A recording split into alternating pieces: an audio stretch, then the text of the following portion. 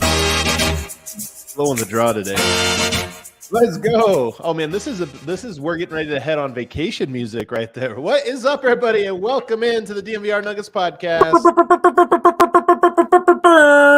Is the air horn of the man that gets to have a 3-day weekend coming up. We are sponsored as always by DraftKings Sportsbook, America's top-rated sportsbook app. Use promo code DNVR. Bet on the dunk contest or something if you want to, or just take the Nuggets to win the championship. That's another good bet you can also pick up on. I'm your host, Adam Matas. I'm joined today, two-man game, Brendan Vogt in the house. What's happening, brother? Let's finish strong, man. I mean, I wish it's not as easy for us as it is for the Nuggets because we don't have that Mavs team to play against. It's just you and me, but let's try to finish strong before the break. We are going to finish strong. I'm actually very excited for today's show. We have a very special guest joining us a little bit later. Grace of the Curls, a.k.a. Grace Marlowe, will be joining us in segment 2. We got a couple fun games planned. She's in for it. We have some real hard hitters for her where we will all of Nuggets Nation will get to judge her harshly based on her answer to very insignificant questions. I can't wait. I can't wait. She's become a real member of Nuggets, the online Nuggets verse, man. A rising star. Are you kidding me? Yep. A rising star. We're also going to look at the latest NBA MVP straw poll from Tim Bontemps. Jokic dominating that one. We're going to go through both the straw poll, what it means, and also the hilarious reaction. Straw poll day, actually my least favorite day vote. I don't like straw poll day. Stop participating in them, bro. I don't know what to tell you. I know. I need to start sabotaging it. Yeah. Like, who is this one vote for Vlatko Čančar? What? And then voted him fourth. We'll get out of the weekend for us here by previewing All-Star Weekend, what you need to pay attention to, what you can absolutely skip, and maybe what you can gamble on. We'll do all of that in the final segment. But first, let's get to some news and notes from around the league and obviously talk about the Denver Nuggets here. But before we get to the Nuggets, I want to talk about last night we didn't get to Around the Association in the postgame show. But if we had, there's one storyline that would have stood out the most to me. And that is, I don't know if you heard, but the Phoenix Suns traded for Kevin Durant. They gave up a whole bunch of picks. They gave away Cam Johnson, who's a very good player, very good role player, and Mikal Bridges, who's a good role player, but maybe something more than that. Last night, he scored 45 points. 45. Now, here's the thing about Mikal Bridges. We've talked about him as a guy that was like, well, he's a really good role player, but he's not a star, this or that.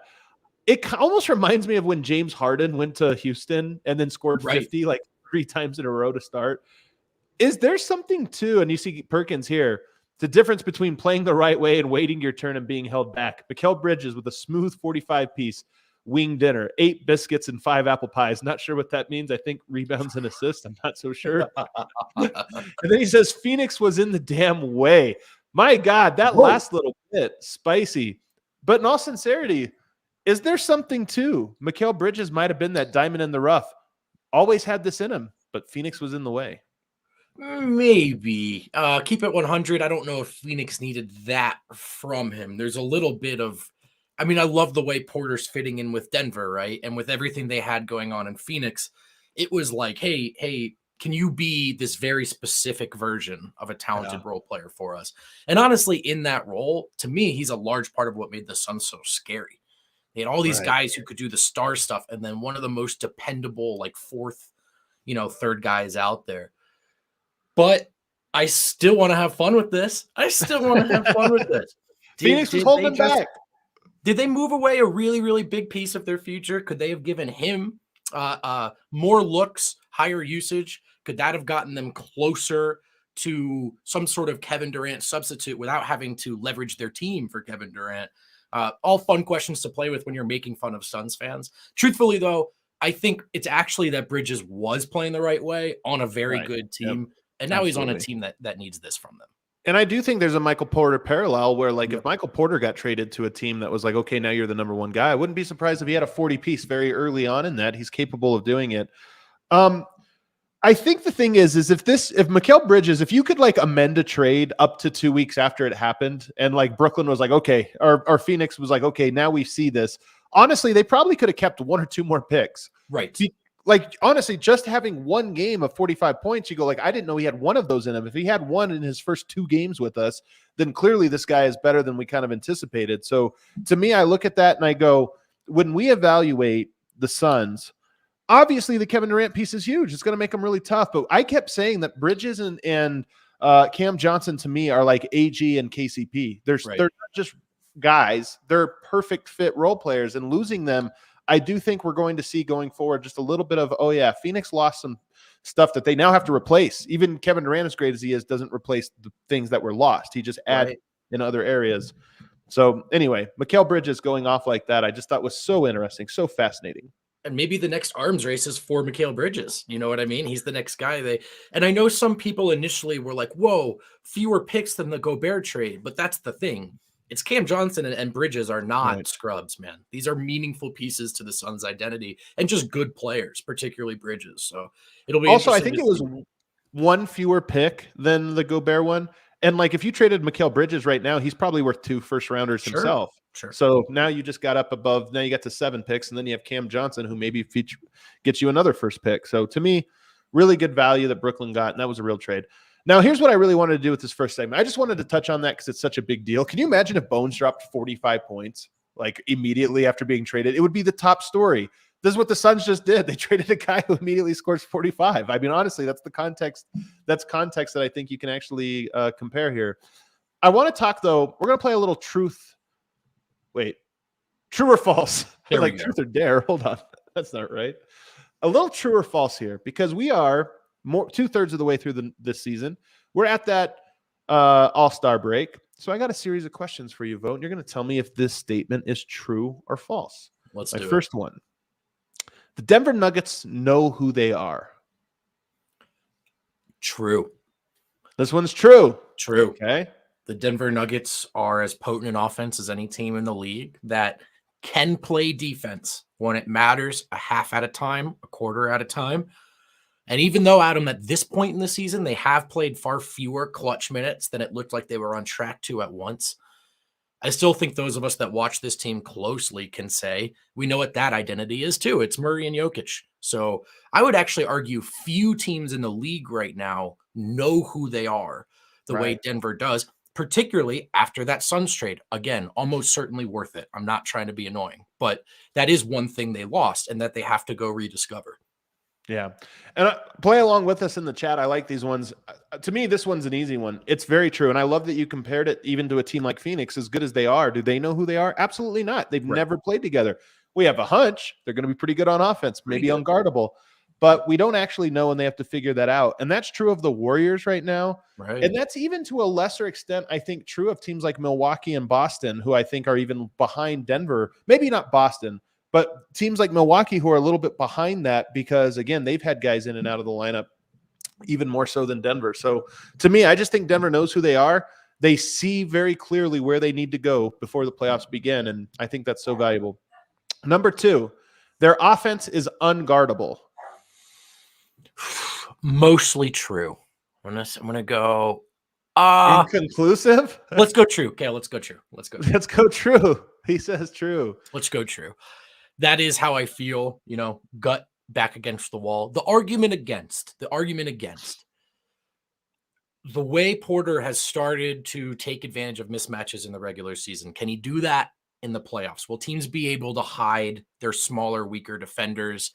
Is that just one thing you can sort of take away and not have to worry about? Having said that, you still have to worry about Murray, Jokic, AG, the dunker, and KCP, the corner god. So I think ultimately the answer is yes. And if you add the Porter cherry on top, now you're just talking about nightmare fuel for opposing defenses. I am surprised you said mostly true. I'm almost disappointed that you said mostly true. Yeah, me too. It's a bad take. I think that this is completely true, and it's why you should be excited about the Nuggets. Again, if you look at a Phoenix, a Golden State, those teams are going to score, and the question is, can Denver stop them? Their defense has to get better. But here's the thing. Nobody's stopping Denver. We haven't seen it this year. I have not seen the Nuggets outside of the fourth quarter or second half, you could say, against Philadelphia. And I don't think that's going to be a trend. Like, it's the only time we saw it, and Jokic did not look himself, looked a little confused by that. But whatever. Like, it's such a small sample that disproves, the larger part of this, that I look at that and I go, Denver is unsolvable on offense. They have too many guys. And I think when we get to the playoffs, these teams are going to come up with schemes and game plans. And at the end of the day, they'll go, well, these don't really work at all. So I don't, Denver just scores on us. And my favorite thing about Jokic, man, is there are so many players who bend opposing defenses to their will. Jokic almost he kind of takes what you want to do most and turns that into a thorn in your side. Like Right. it's not just about forcing you to a knee. It's about taking what you're giving him, and he never misses it. And when those 5 guys are healthy, you're giving him something. No matter what you're giving that offense a viable route to 2, if not 3 points. And I see the comment in here from Philip. He says, starters, yes, unguardable. Here's the thing. In the playoffs, you're going to have probably at least 1 starter, if not 2 on the court at all times. And I would say, when I say is Denver unguardable, their offense unguardable, I mean lineups that feature 2 or 3 starters. Sure. So this is not the bench unit, and this is not the like blended, majorly blended lineups. But if you just told me like Jokic, Gordon, and any one other starter with any combination of bench players, like, yep, that's pretty much unguardable against other blended lineups. So to me, Denver mostly puts together lineups out there that are unguardable. The all-bench lineup, we'll see, but it's not a thing that you're going to see in the playoffs. Next one, Jamal Murray can reach his bubble self. All right, I'm going to say inconclusive on this one. The jump shooting is the hardest thing to replicate, obviously. Having said that, I always felt like the foundation of Murray's leap in the bubble was the conditioning, the shape he was in, and the ease with which he turned corners, blew past guys, finished at the rim. Things that previously in his career looked relatively hard for him for all of his skill. It was like there was a gracefulness. It was like, oh, this looks easy. And I think it was the shape he was in. So if he can get back to that shape, I'm going to say yes. The only thing is I don't know if he'll ever shoot that well again. And that's not a knock on him. It's just, I mean, he'd be the greatest player ever. See, my thing is I say yes. And I phrase this very carefully about can he get there? And my thing is I think that we've seen enough to say, yes, he can get back to that level. He does so many different things. You're right. The shot making, I mean, he gets unconscious, but we've seen him get unconscious this year. And where you're like, I don't know, if he keeps shooting, he'll probably keep scoring. Right now, he's in that zone. So to me, it's the biggest thing. I didn't know if we would see Murray back to the degree that we've seen him so far. So for me, this is a yes. MPJ has fully bought in. Yeah, true. Conclusive, true. I agree with this one. I mean, the way he's playing, it's just I no longer worry about Michael Porter like not trying to do the right thing. Sometimes he doesn't always pull it off, but like to me, I'm just like he's rowing in the right direction. Right. Even if he has a bad half, I'm like, let me see the third before I make a judgment here. Aaron Gordon has figured it out. True. I think it's another easy one. It's another easy one. I mean, he's just dunking things. He fits in perfectly, and just the way he played 2 years ago when he first arrived, which was very good, but to where he is now, where it's like, oh yeah, he knows that he can do this in his sleep. Like you could blindfold him, he'd probably still give you 10 and 10. KCP is a perfect fit. True. There's a lot of stuff we've learned about the Nuggets so far this year. I mean, this isn't a short list, and these are not inconsequential things. No, and this isn't meant to be a hype cast. I mean, these are honest answers. He's so good defensively in an era when it's virtually impossible to do that, by the way. Like 9 guys are allowed to play perimeter defense. It would appear that Pope is one of them. He does a very good job of getting involved like with his hands without fouling. I don't know how he does it. He is a demigod from the corners. He's not an ideal option in terms of putting the ball on the floor, but he can do that if he has to. Even the bailout foul line mid-range curling off the DHO, like he's and the thing is, someone actually was super producer Kale. We were talking last night about should he shoot more because he shoots so well. And it's like the thing is, none of those are him going out and getting a shot. This is just healthy offense leads to him wide open in a corner and he's hitting them. Yeah. So I don't think you want to change a thing about the way Pope's fit in. I love it. Pope too. He's got a new nickname, which is just so perfect. Kenny Pope. It's the best. Jokic is better than ever. Yeah, true. Wow. True. This one was tough. I went back and forth on this one. I mean, we haven't had to see it all as much, but I just Eric Spoelstra had this great quote where he was asked if Jokic, is this just Jokic getting all of his guys back or is he getting even better? And he said, yeah, he probably is getting better, right? And it's a take that we used to have too. Like everyone talks about a guy like Giannis. Wait till he comes back next year and he's added XYZ to his bag.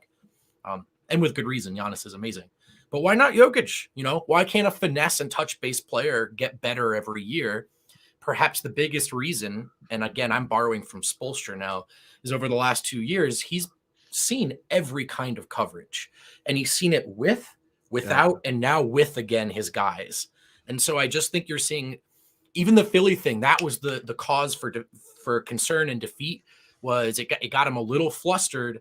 But if you give him 7 games and he sees that 3 times, he's going to figure it out. And I think that's the dynamic unfolding. This season for Jokic reminds me so much of LeBron's 2013 season. And that was his most efficient season ever. But he focused on efficiency. Like, it's when he stopped taking threes other than catch and shoot. If he dribbled, he wasn't taking a 3.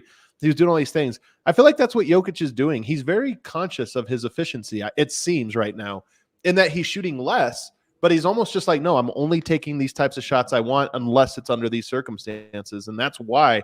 Does that make him better? Is he able to do that circumstantially because there's more talent? Probably a little bit of all of this. That's why it's hard. This is why it's the one, if you said inconclusive, I would accept it. But I will go ahead and go with you for true. All right, I got 2 more for you. The Nuggets have the best home court advantage in the league. This, my friend, is true. Wow. It's true. It's a don't know come to about Ball this one. Arena at your own risk. Welcome to Denver. You will not enjoy your stay. My evidence for this is the way teams are approaching that game. When was the last time a team was like, yeah, we'll go for this one?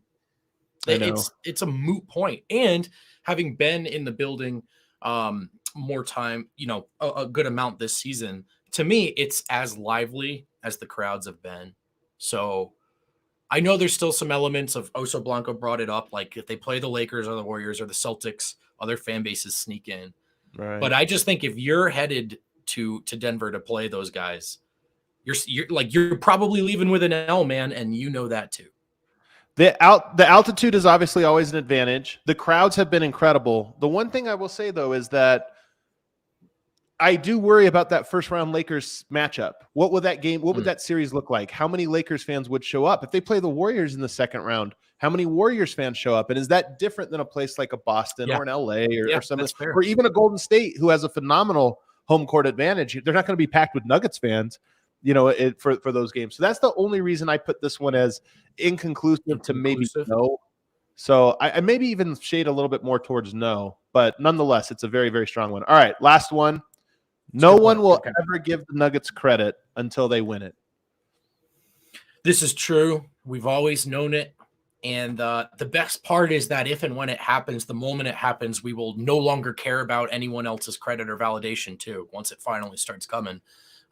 This is it. Like you're labeled a certain thing until you break the label. And when you relabel yourselves as champions, even the haters have to start couching some of those takes. I think they'll probably be closer to like the way the Bucks are now, which is for as much as everyone still fears them, there's still this little shadow of like, well, they can be beaten.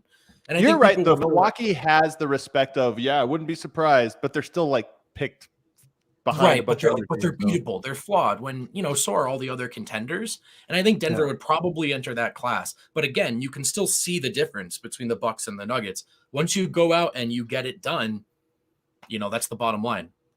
All right, let's take a break here. On the other side, we have a very special guest for you. I think you're going to enjoy very much. We'll have Grace Marlowe on the other side. I'm enjoying this 2-man game. We can only hope to hold a candle in comparison to Colorado's elite 2-man game. Backus and Shanker, when you get hurt, Backus and Shanker are there to help. Jokic and Murray win on the court. Adam and I try to win on this podcast. They win for Colorado families who are seriously injured in Colorado for more than 25 years. They're not going to take your money until they make you money, and they make you money. They've won over $1 billion for their clients. They've got locations all over Colorado and Denver, Aurora, Inglewood, and Fort Collins. And it's not just Backus and Shanker, as great as they are. There's manpower. They got more than 30 lawyers and 100 people on staff to give you the attention and resources you need.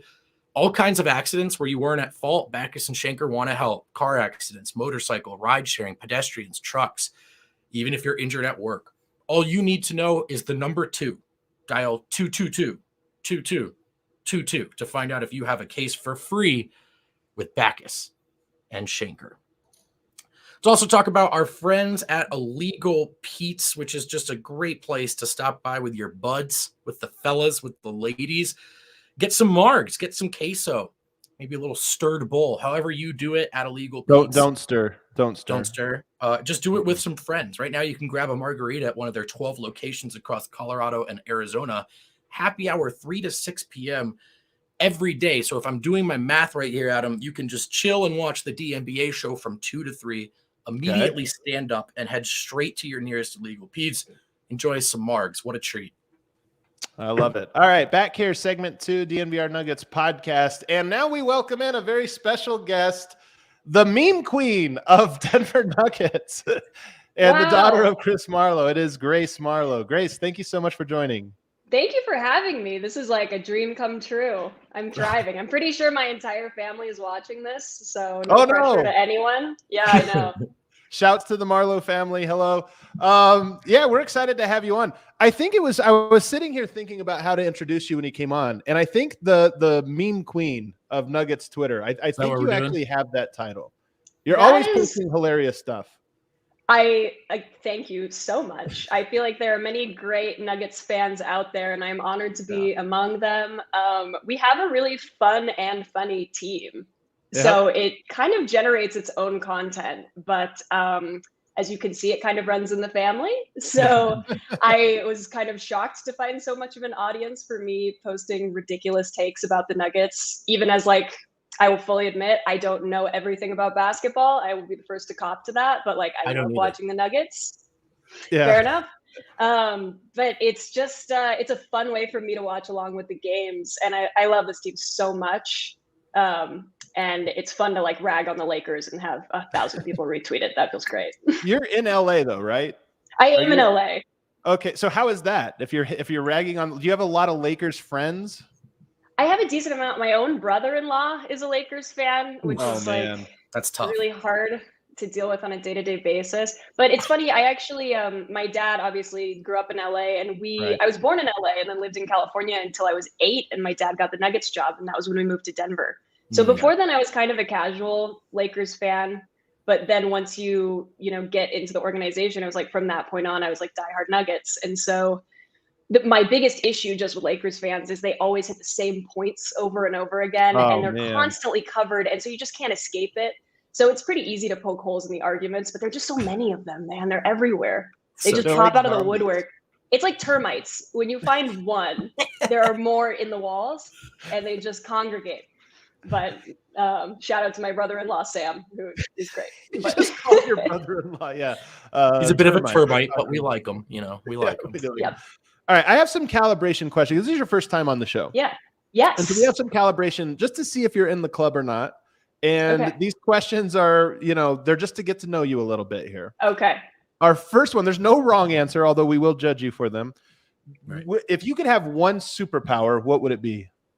Oh, that is a good question. Man, all the like very rote ones are coming to mind, and not any of like the fun and weird, DC universe ones. But I do feel like I hate being away from my family that still lives in Denver. Obviously, my dad is still in Denver with my mom and my grandma, and I would love to be able to teleport and just be able to teleport like that. Home. Yeah. Yeah. Would you be teleport more into a courtside seat at Ball Arena? There you go. Teleport back to my house. Talk a little trash, just disappear. Nobody can get you. Wouldn't that be amazing? Oh my God. The cops would be like, there she is again. Furious. Furious. All right. Would you rather go 50 years in the past or 50 years in the future? 50 years into the future, because things keep getting incrementally better for women. I don't think I really want to turn that dial back. That's a good point. I was going to say, this is actually an easy answer for some. Very easy answer, right? Yes, although I will say, I guess 50 years in the past, I'm thinking that's like the 1950s, but that's literally the 1970s. Yeah, we're all old So my now. hair would have been like a hit. So maybe I need to reconsider. I was actually doing this, and I was going to say 30 years, and I was like, my God, that's 1990. It's the 90s. This is weird. I remember that time. All right, the last one. Dogs, cats, or neither? Okay. Grew up with dogs, only had dogs. My dad says he's allergic to cats. I think that's a lie.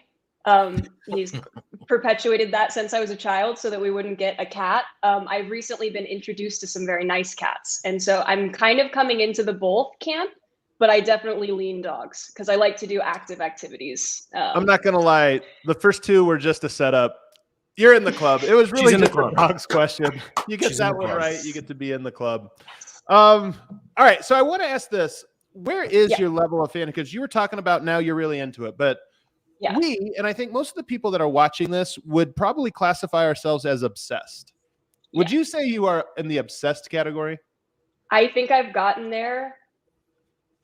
Maybe not as recently as I think, but certainly during the pandemic, I was maybe only living for Denver Nuggets bubble games to like a concerning degree.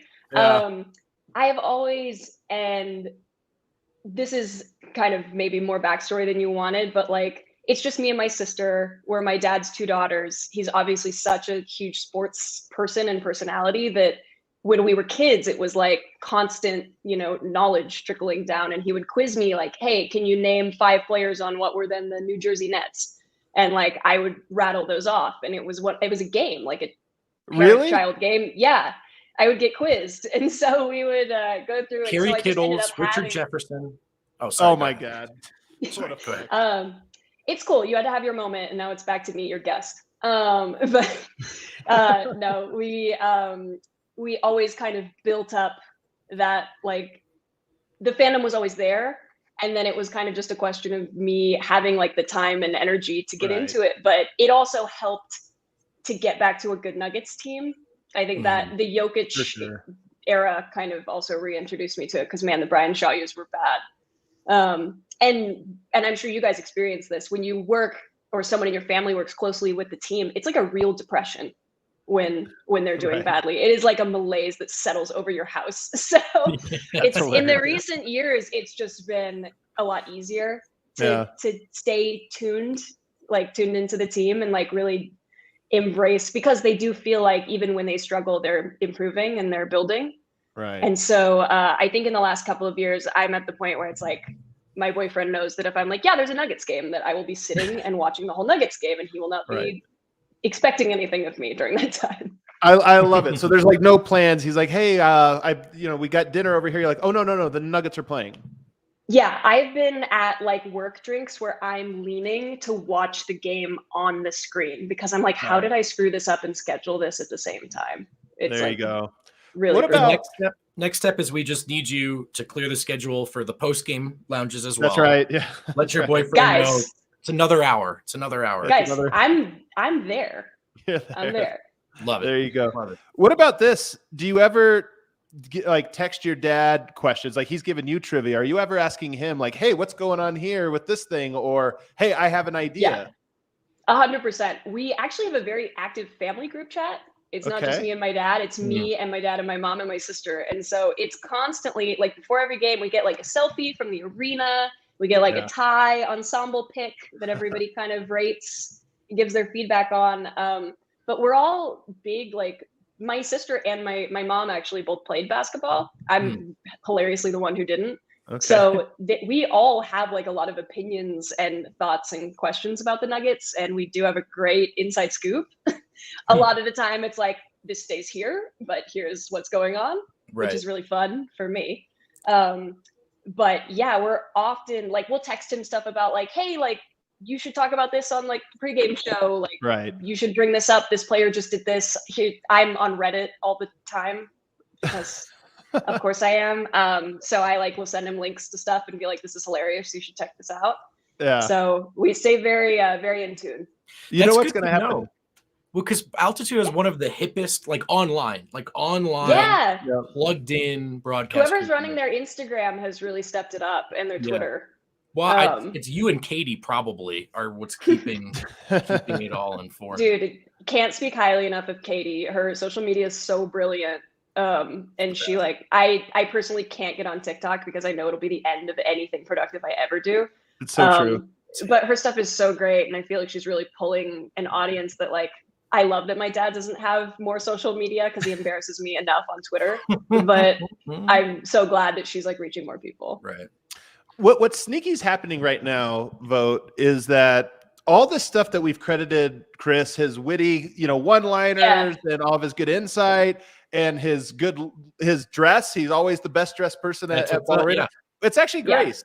Yeah. We're crediting Chris, but we're finding out this is all Grace's fault. It's so nice that the truth has finally come out. It's been a burden. In all seriousness, my daughter, my 8-year-old daughter, my oldest daughter, has such an incredible sense of style at 8 years old. She lays out her outfits every single day, and I can't wait till she's old enough to dress me.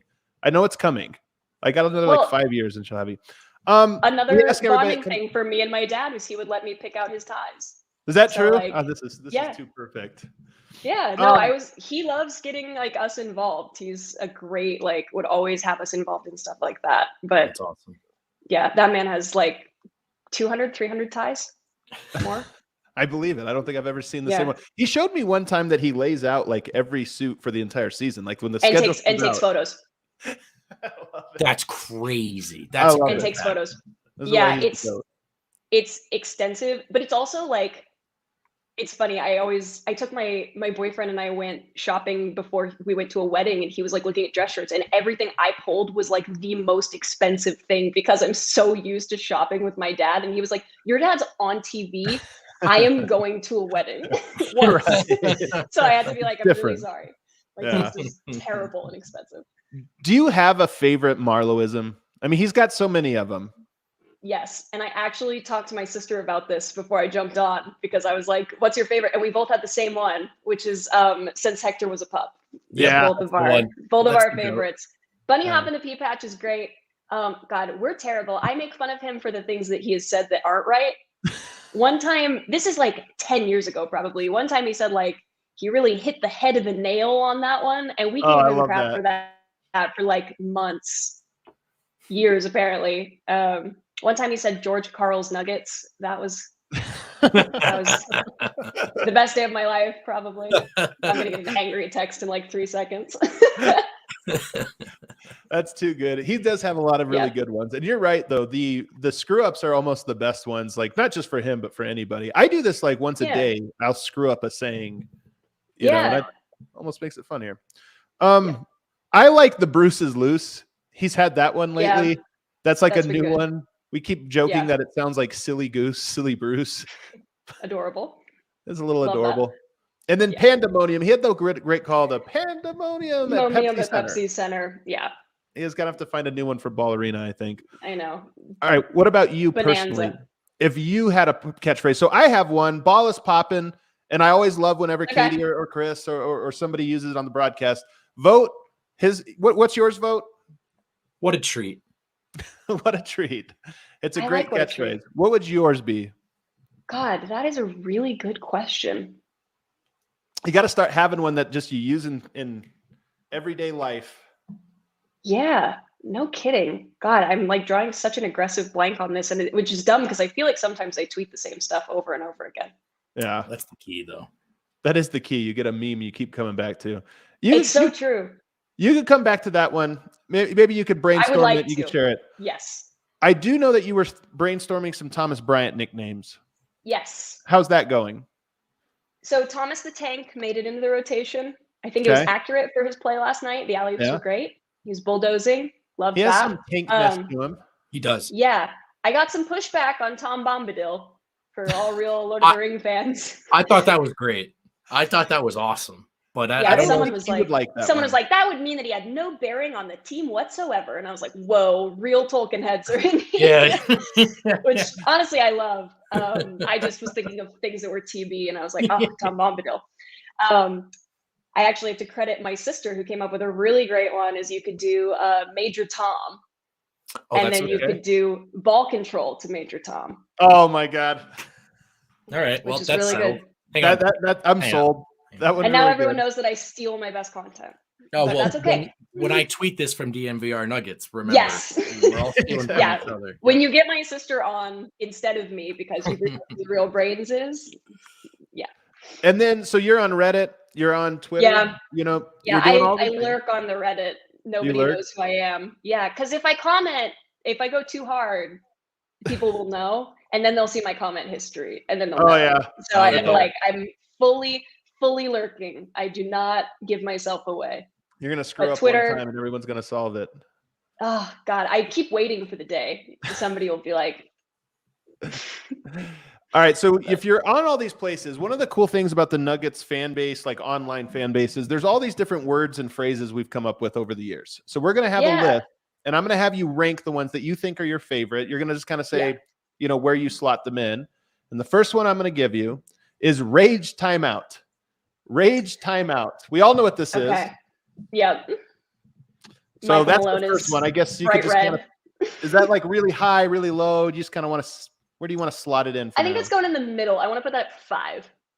Okay, number 5. How many I like a total? rage timeout. It so perfectly describes Malone's energy when he. It really does, but I know the bangers are coming. Yeah. Sombor shuffle. Oh, like at least number 2. I think that sits at number 1 right now. That might be number 1. The Sombor shuffle. Might be it's number so 1. Yeah, and it's also so emblematic of like nobody else has anything even in that arena. Like it does kind of codify him as like a player with a shot, which I think he is. I love it. A Porter quarter. Oh, I like Porter quarter. Porter quarter will do like a number 6. It's behind rage timeout? I think so. Because it's good wordplay, but I don't know. It's like Murray Fleury is going to be in there and it's going to be higher. Like we all know that, right? All right, let's do it. Murray Fleury. So it's clearly higher than a Porter. I think Porter quarter is almost funnier to say. Do you? God, I love Murray Fleury though because you also get kind of the homage to Denver with the snow flurries. So I'm going to put that at 4. It's also official. What a great reason.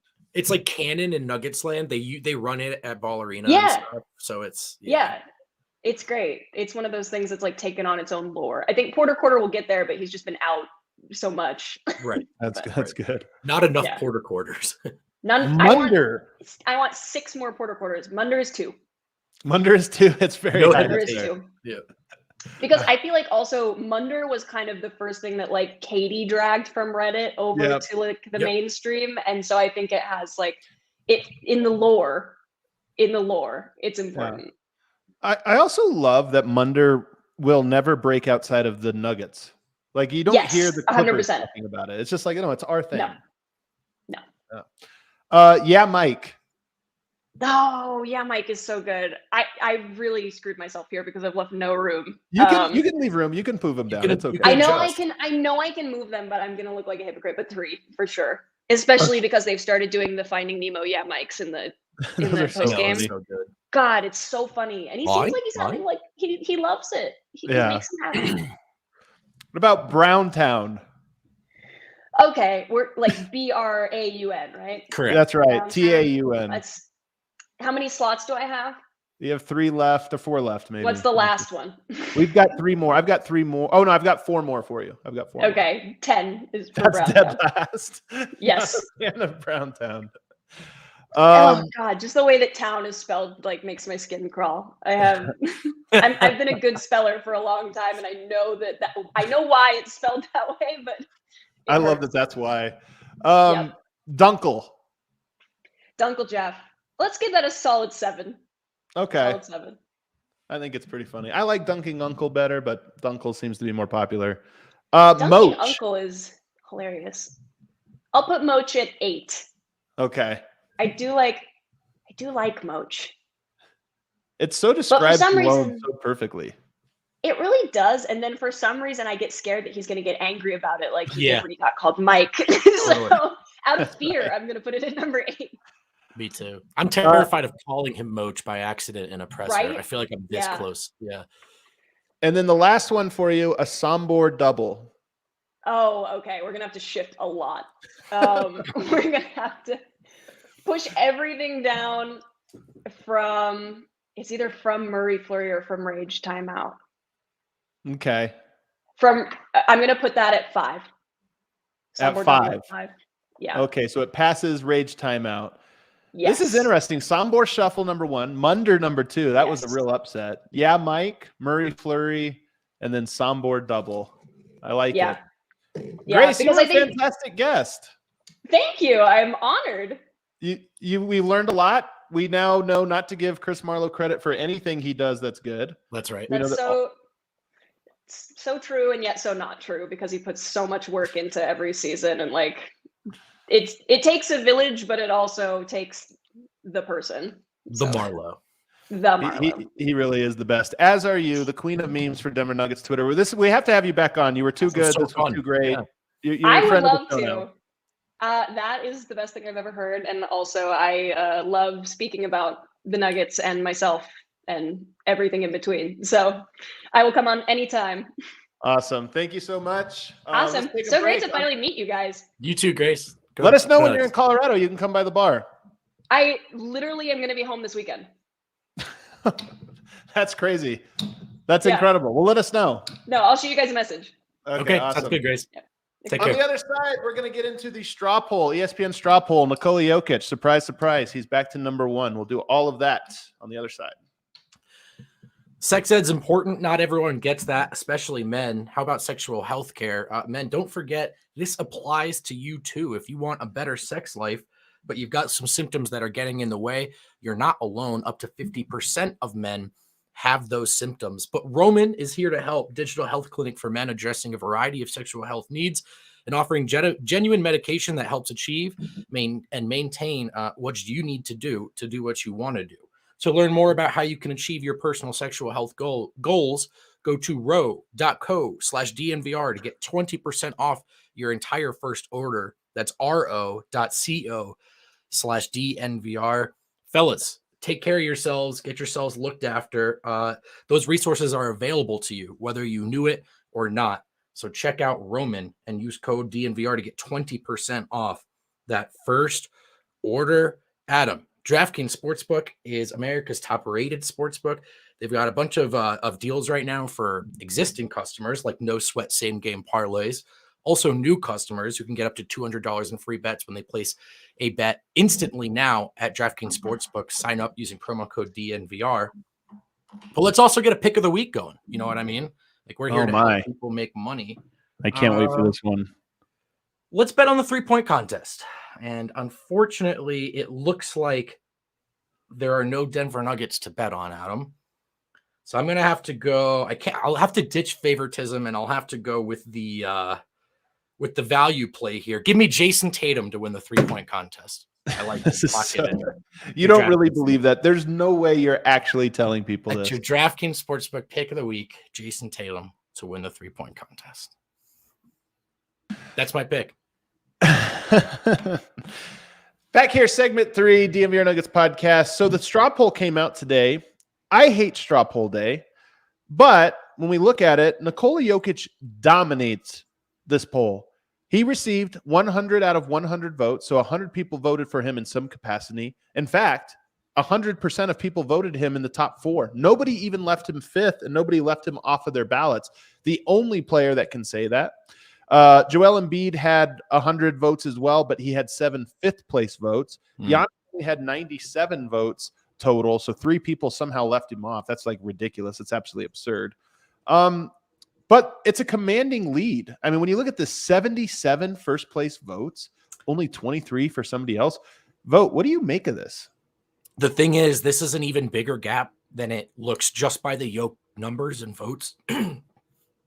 Excuse me, because look at how they're cannibalizing each other for the second spot. There's no consensus on how folks should play out after that. You know, Giannis, I think, really deserves to be there, and yet it's still kind of surprising to see Embiid all the way down at 3 with the season he's had, Luka all the way down at 5. And I just think, you know, probably Luka is out of this conversation, but Giannis, Joel, Jason, they're going to take votes away from each other. And so for Jokic to have this big of a lead, you have to think a lot of it is built on the team's success, his triple-double, high efficiency, but they're the 1 seed in the West. That's not going anywhere.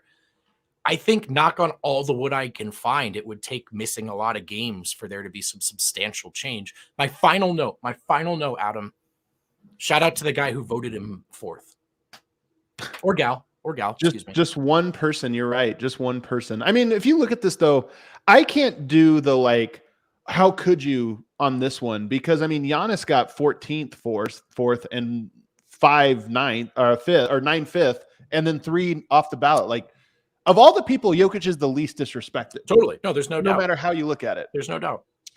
That being said, I am a little uncomfortable with how much this straw poll seems to, like, bring everybody to the same conclusions. I mean, first of all, it's now a 5-man race. I actually think it's a 3-man race. Yeah, I think it's Jokic, Giannis, and Embiid. I do too. Tatum is kind of hovering close to Embiid, which is a little surprising to me. But if you look at like John Morant is 6th, he got 0 first, second, or third place votes. So this field has narrowed itself down. But I do feel like there's a little bit of conformity there. And then, of course, today everybody kind of gets up in arms about it. Here's the thing. Everybody says Jokic only wins because of these advanced stats, and he only leads in the advanced stats because, and then they have different reasons. The advanced metrics, they overvalue rebounds. They overvalue assists when they come from a center. They overvalue steals. They overvalue the on-off, and the Nuggets play with a lot of starters at the same time, and it messes with the numbers. All of these things are somewhat true. Those things do affect, box plus minus and some of these other stats. They do affect it. But it's crazy to me that people think that's the reason he's the MVP. So first of all, let's go through these stats together that I've laid out. In box plus minus, he is number 1. He's got 13.2. Luka's at 10.3. Commanding lead. By the way, if we look at the box plus minus through history, there's no mistakes. Like, it's all the best players. People's argument is that Jokic is the only player in history who has somehow made a mistake. This thing gets every player right except for Jokic. Then you go over to win shares, 11.3 for Jokic. The next closest is Shea with 8.9, commanding lead. PER, 31.8. Next closest, Embiid, 30.6, commanding lead. EPM, which most of the analytics people seem to like the most, 8.5 for Jokic. Luka's second, 7.3. So it's not just a little lead vote. It's a commanding lead in those. But here's where it gets interesting. Let's throw those out. Those are dork numbers, right? Those are nerd numbers. Nuggets have the number 1 offense in the NBA. Correct. On pace to have a number 1 of all time. Yep. Or at least be in the fight for that. The Nuggets are the number 1 seed in the West. Correct. By a wide margin, by 5 games going into the All-Star break. Let's keep going down the list here. Murray and Porter were coming back from injury. If you look at the Nuggets season, they were okay for the first 25 games and then have been phenomenal since. And it makes sense. I know some people have said, oh, well, Giannis has had to play without guys. It's very clear that Murray and Porter took some time to get back, especially Murray. So let's factor that part in, and Denver's still way up there. The Nuggets are 38-12 with Jokic in the lineup. I saw some people say, the X team has same record. The Nuggets are actually better when Jokic plays. The games that he's missed are part of what have dragged down their record from what it is overall. You with me so far? Yeah, you're making a convincing argument. The Nuggets are plus 10.4 points per game with Jokic on the court. That's not net rating. That's just per game. Jokic is giving you a 10-point cushion from the minutes when he goes to the bench. That's best in the NBA by a very wide margin. He's plus 531 overall on the season. He is the only player in the NBA vote who is plus 500 or better. He is one of 3 players who is plus 400 or better, the other 2 being KCP and Aaron Gordon. And he is one of 7 players. He's plus 531. One of 7 players that's plus 300 or better. When we talk about stats, like people want nerd numbers, this or that, do you win the minutes when you're on the court? That's the name of the game on basketball. Jokic has won his by almost twice as many as every other player in the NBA, save for 10. Man, you just made such a thorough and bulletproof case, which I applaud and appreciate, and even feel like it's not even necessary. I've got more. Keep going if you want. I want to hear what you're saying, but I've got way more. I think everything you're saying is relevant, puts it in context, and the plus minus thing, when you're comparing it to the whole league this deep into the season, it's not as noisy as single game plus minuses, as you just spent time articulating. It's about as revealing as it gets. They win the Jokic minutes by as much as anyone wins minutes. I mean, they're that good. But what I was going to say is you could make this argument on First Take. Nuggets are the first team in the West. Jokic is averaging a triple-double. They're undefeated when he records a triple-double, and he's the most efficient high-volume scorer in the league. Those are not niche nerd arguments. That's the ESPN argument. Well, we're getting to some more fun stuff here. So he has a net positive in 2-man lineups, 2-man combos with every player on the Nuggets roster. So this idea of but he gets to play with this and this guy. Every single player on the roster is a positive when they share the court. Even Bones Highland this year, who's a -8 on the year, but he's plus when he plays with Jokic. The Nuggets are number 2 in defensive rating in the clutch this season. by a wide margin. They've won a lot of games in the clutch this year because their fourth quarter and clutch defense has been fantastic. The Nuggets are number 1 in net rating in the clutch by 6 points per 100 possessions. They are plus 19 net rating in the clutch this year. When they have their guys, they dominate. By the way, 4 or 5 of those games in the clutch have come without Jamal Murray. But when they have Jamal Murray, it's like curtains. You get to the clutch time, you're probably going to win. The Nuggets are 19-10 against teams 500 or better. That's the 3rd best record in the NBA. 1 fewer than the Boston Celtics. So 19 wins against 500 or better. And then here's the part. He's averaging a triple-double, which, again, we didn't think we would see until Russell Westbrook did it. But it's the first time he's doing it on 50% shooting. By the way, he's shooting 60%, but it's the first time it's been done on 50% shooting. Now, here's another crazy thing. He has the best true shooting percentage in the history of the NBA for any player to score 20 points or more per game. He's scoring 25 per game. The most efficient 20-point per game scoring season ever, also on a triple-double season. And just in case you think any of this is empty stats, the Nuggets are 21-0 when he has a triple-double. So I look at all of those things and I say, you don't need to look at the advanced data. The per game data is incredible. The team data is incredible. The on-off data is incredible. That he can share the court with literally any combination of players and be a massive positive and raise all of them up. You're getting career years from almost every new player to this roster who have had long careers, by the way. Bruce Brown, KCP.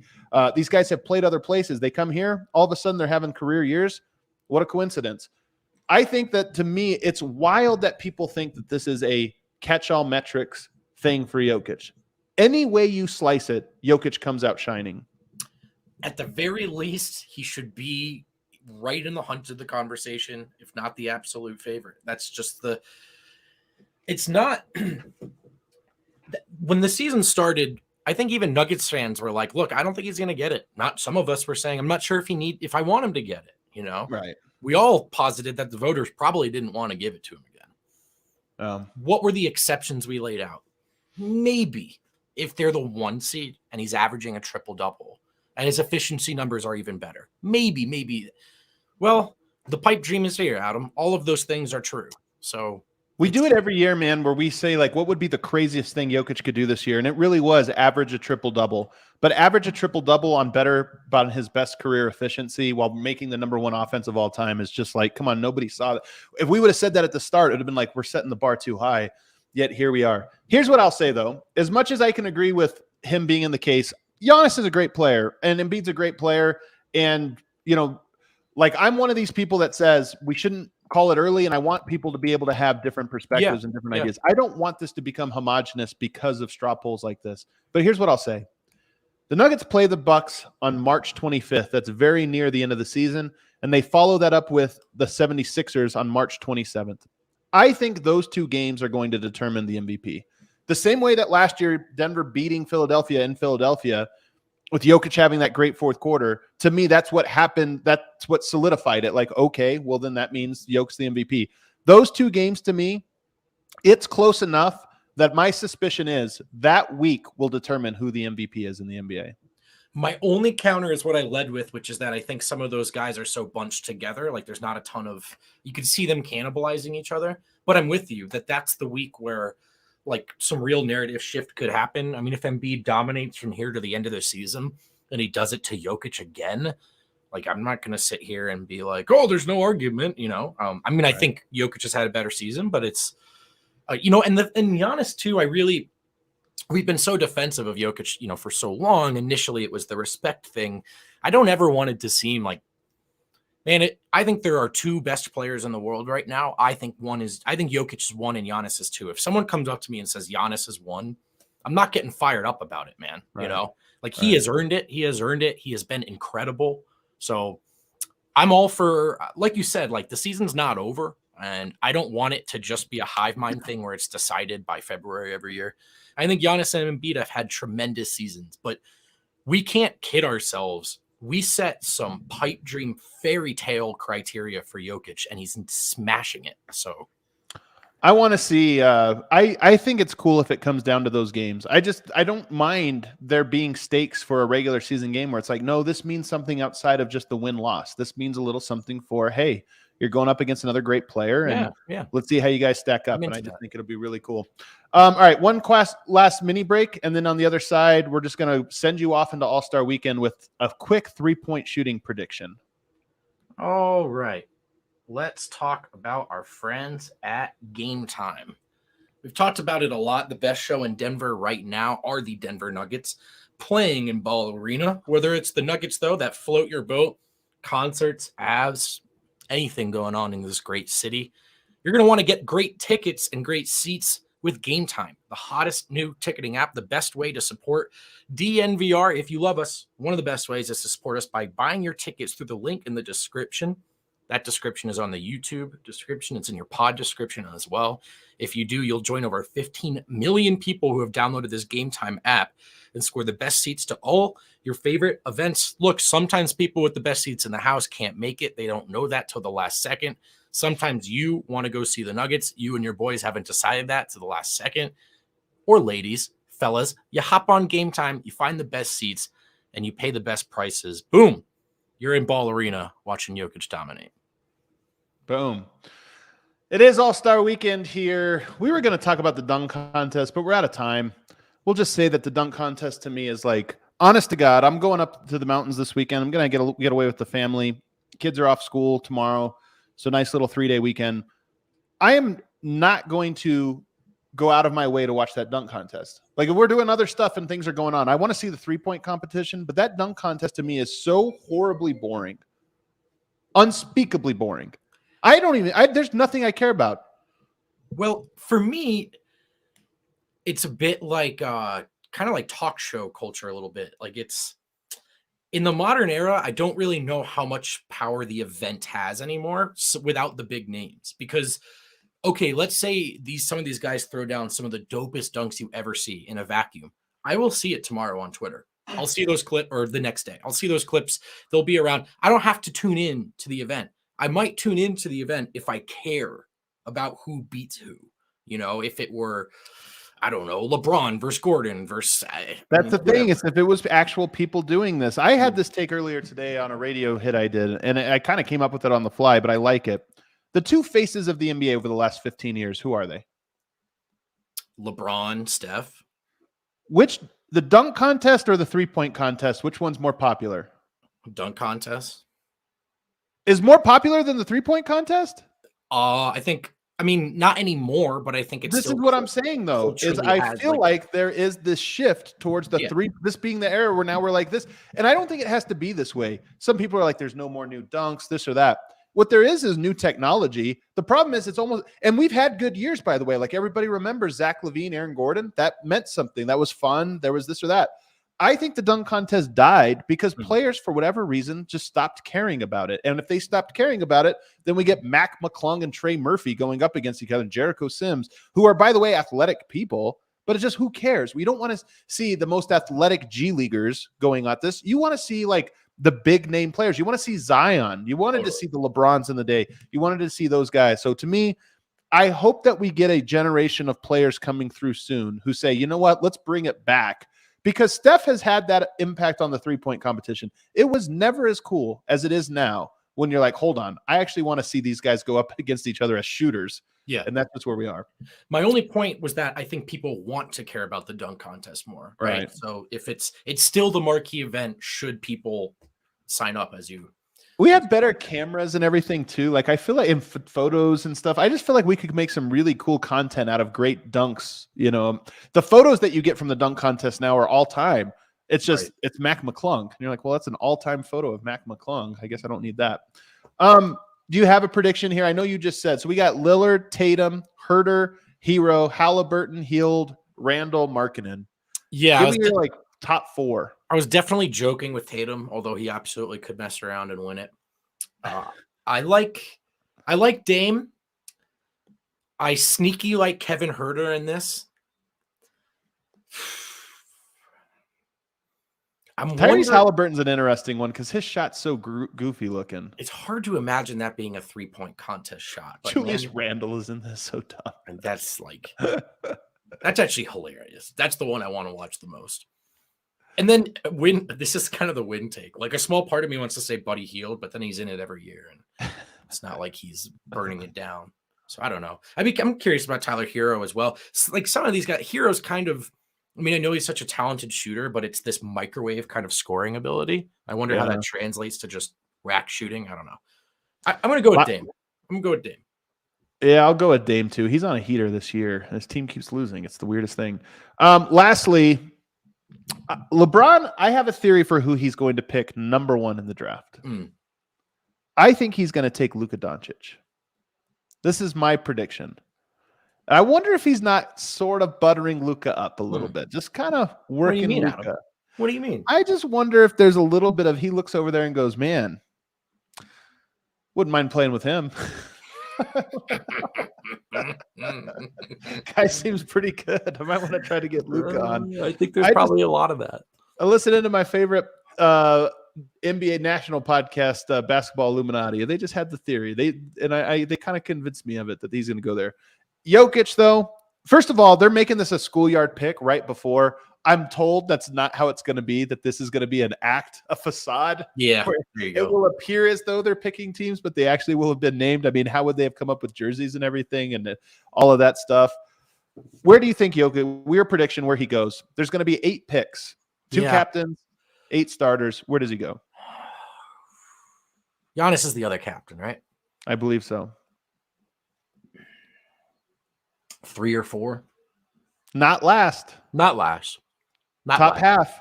He's 2-time, man. Like Giannis will take him. I think Giannis will take him in more like the first 3 rounds of picks. I don't know. I'm going to say he goes 5th. Okay.